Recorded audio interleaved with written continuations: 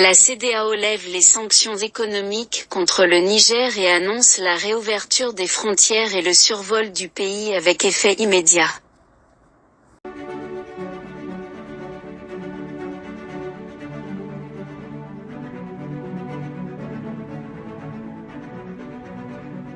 La CEDEAO lève les sanctions économiques contre le Niger et annonce la réouverture des frontières et le survol du pays avec effet immédiat. Ce samedi 24 février 2024, la CEDEAO a levé avec effet immédiat les lourdes sanctions qui pesaient sur le Niger, prises en juillet 2023 après un coup d'État. La levée de ces sanctions est intervenue lors d'un sommet extraordinaire à Abuja au Nigeria, réunissant les chefs d'État de la CEDEAO.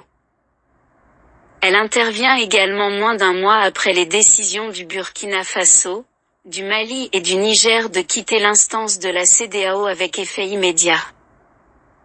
En rappel, une semaine après le coup d'État du 23 juillet 2023, la CEDEAO avait pris une batterie de sanctions contre le Niger, pour exiger le retour du président Mohamed Bazoum aux affaires sous peine d'une intervention armée. Ces sanctions sont entre autres 1. La fermeture des frontières terrestres et aériennes entre les pays de la CEDEAO et le Niger.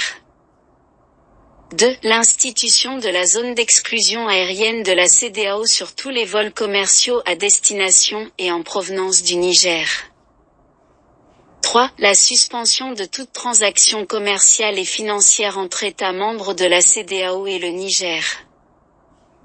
4. Le gel de toutes les transactions de services, y compris les services publics. 5. Le gel des avoirs de la République du Niger dans les banques centrales de la CEDEAO.